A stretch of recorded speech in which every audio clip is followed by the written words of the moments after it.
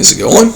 Hi, I'm Chad Lang, and in this video I want to talk about British Columbia Mormons versus Alberta Mormons. And the reason why I want to talk about this is because there's this, I shouldn't say huge, but there's this double standard in church culture and Mormon culture that not a lot of members seem to be aware of, at least in my experience. My parents are aware of it, but I don't think a lot of other people are aware of it. And this subject is also going to set the stage for another video that I want to do on extremism in the church and how extremism is so widespread and normal in entrenched congregational Mormonism that one can hardly tell the difference between what's an actual rule and what the majority membership has just decided is bad that everyone accepts and takes for granted, except for me and probably most of your other less actives. So I'm going to be getting into that in another video, but this is going to set the stage for that because I'm going to be talking a little bit about it here. And so I want to introduce this book called The Angel and the Beehive, The Mormon Struggle for Assimilation. And this book's about a lot of things. Actually, if you want to understand church culture in general, it's a very good book to look at. It compares Mormonism to other groups, and it talks about the basically what's going on with Mormon culture. And so the author introduces a concept about entrenched congregational Mormonism, where the church culture's been around for quite a while, and the congregations are bigger, and you basically have this community of religious people that's existed for a long time and has a lot of people in it, versus an area where the church may be small, where it hasn't had a lot of time to gain a lot of membership, and the mindsets of the people are different, and the rules are less strict in the pioneer, or I forget the other word he uses, but it's coming up.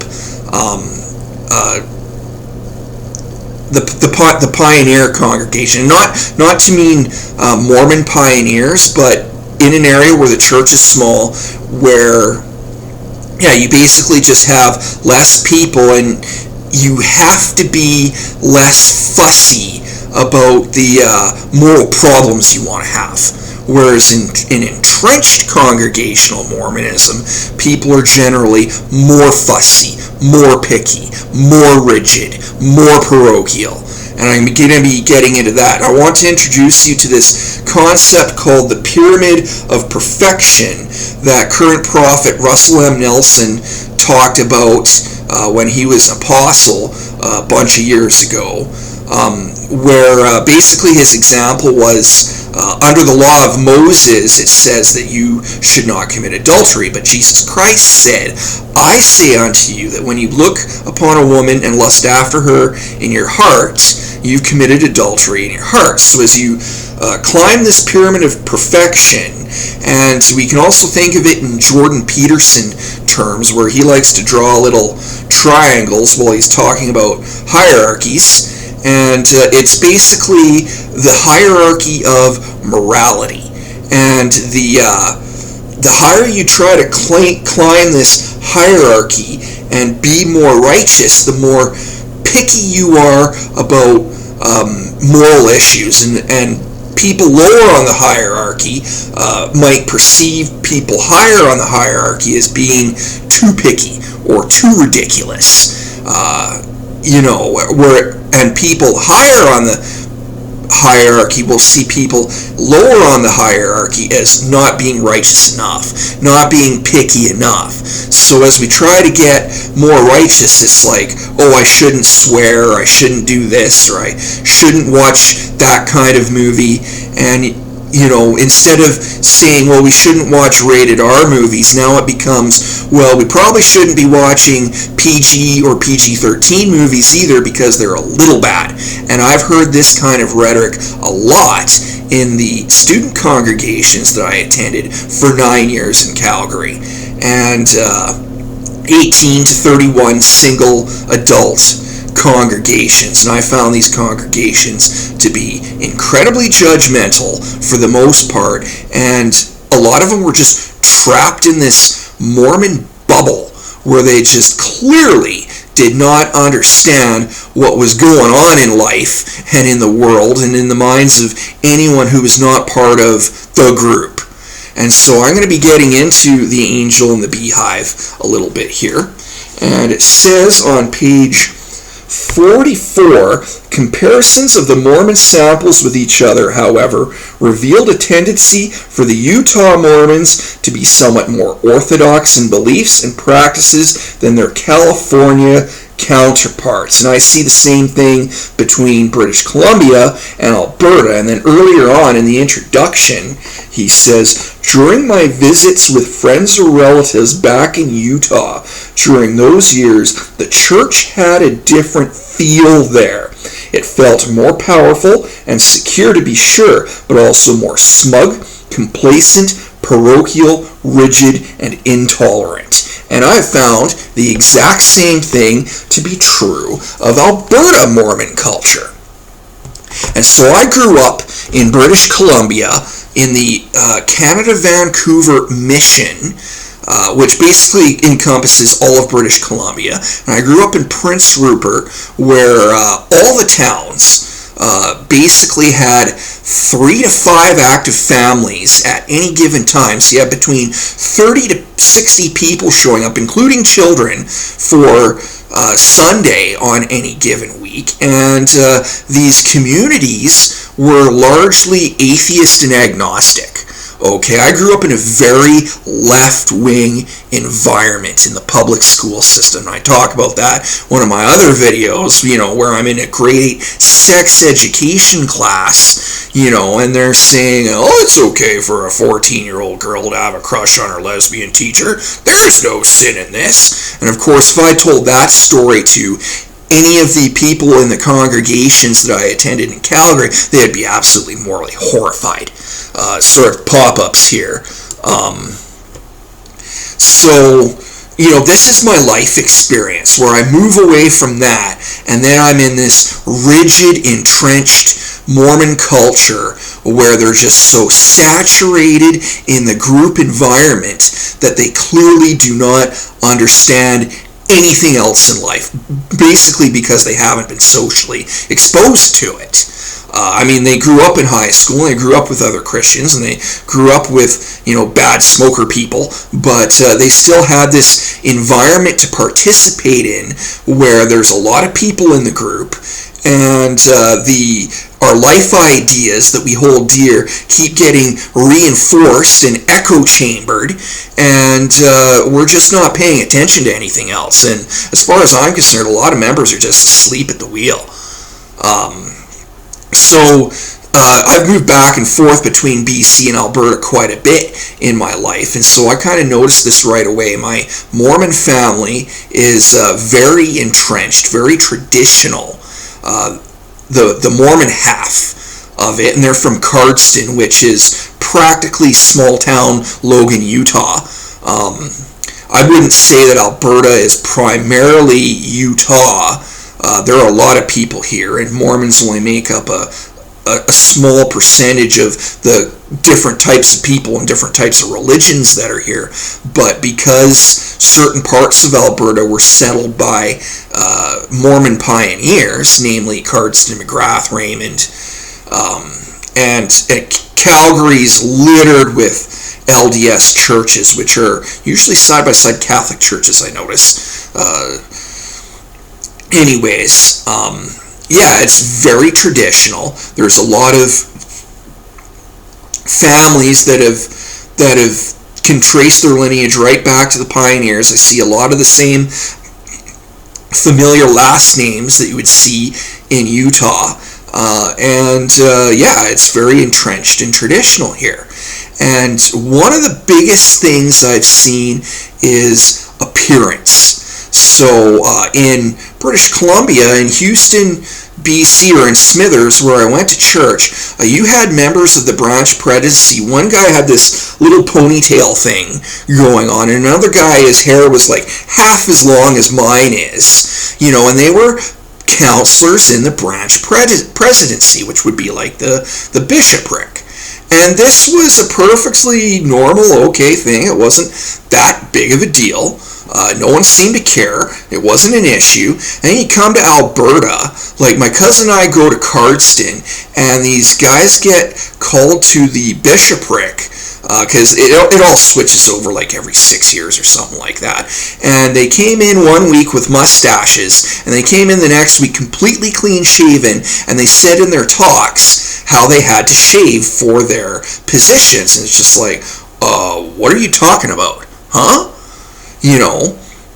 And it turns out that Alberta is very appearance strict, and they think that this is a commandment from God. Like, I remember hearing in Confederation Park Ward, the congregation there were comments made on several occasions where people would say, usually the men, and this would happen in priesthood class, which would be an all-male class, that the clean-cut, clean-shaven look is God's holy standard.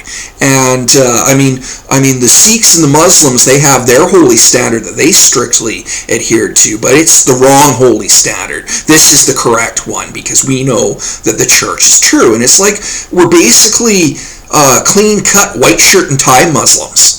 This is the appearance. This is the expectation. This is the way that all the clergy looks, all the leadership looks. Actually, someone that I know in the church who married my ex-girlfriend, when I was dating this Mormon girl, he was called to be like a ward mission leader or ward missionary, and he was asked by the bishopric to cut his hair for the call, because he was growing his hair long, cut his hair for the calling. He said, nope, if that's what I have to do to get the calling, I don't want it. They don't like that very much, but they gave him the calling anyways. This guy's kind of my hero for that, because he stood up to the leadership, and you're not supposed to do that.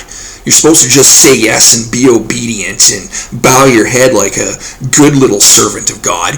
And he said, no, if that's what you want for me to do, I don't want the calling. They ended up giving it to him anyway. Yeah, it's very appearance-based. The whole time I've had this, I've had a lot of people from the church trying to get me to cut my hair and look the part. And even my dad thinks that I should do that, and he's told me this is the reason why I'm still single. And he doesn't understand because he lives in another place. He lives back in BC. He doesn't understand my life experience or who I've met or the women that have been attracted to me.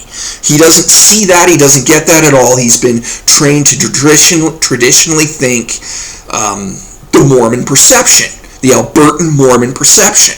And so, I see this double standard in appearance, where people making these comments about how strict the clean-cut, clean-shaven look is supposed to be, then they'll crack a joke about, except for those rebel bishops in BC, and everybody laughs, except me, and I'm kind of going, what the F?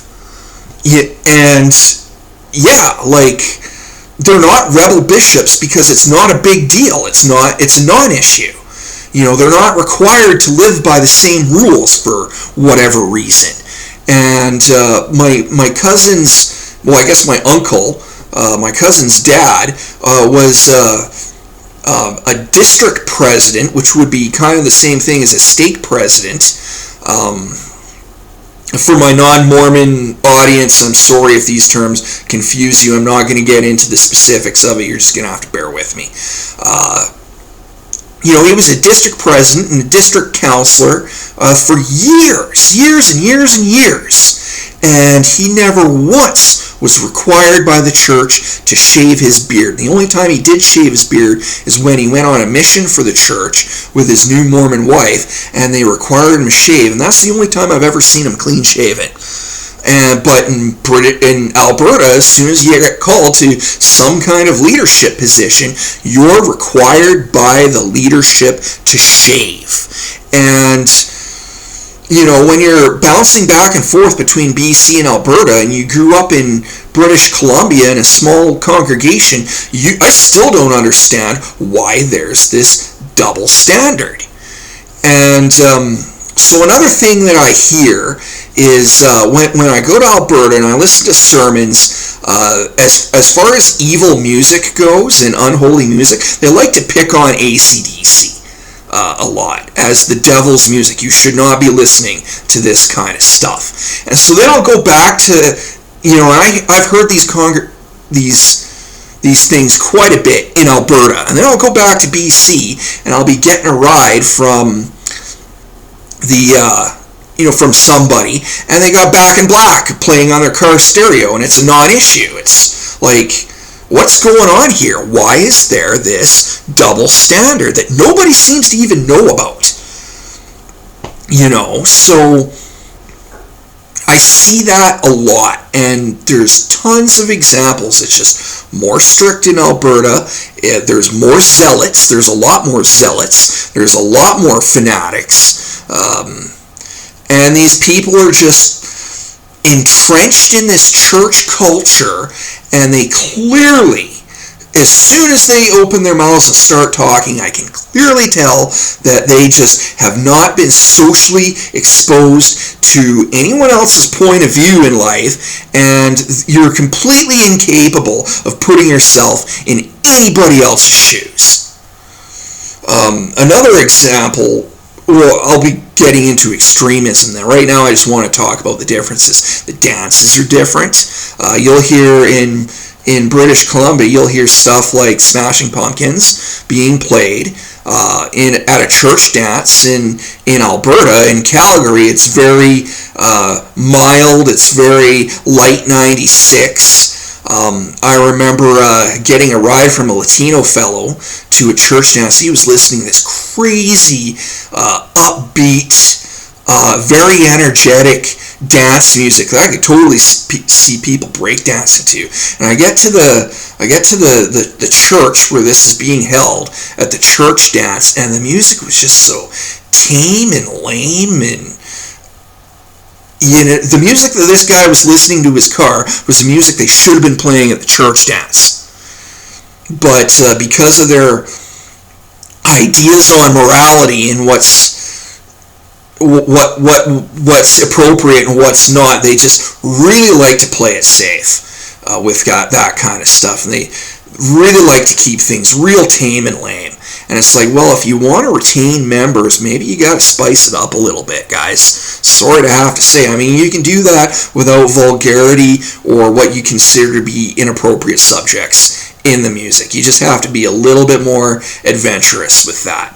And I mean, this is getting into 20 minutes here. But yeah, I just wanted to talk about these kinds of double standards that I see, and how certain things in Alberta that seem to be a real moral big deal and sinful don't seem to be an issue in British Columbia. And it's probably the same between California and Utah. I'm guessing, or Utah and Colorado. All you have to do is cross the other side of the Rockies, and it's a completely different world. It's a completely different mindset. It's a completely different moral understanding, and the members just don't seem to realize this. The majority of them, anyways. And so when you go to a place like Alberta and you're participating in these congregations, and it's found out that you're more liberal than the other members, they're just like, are you converted? Because you can't not be converted. That's bad. Now how is Jesus Christ supposed to save your soul?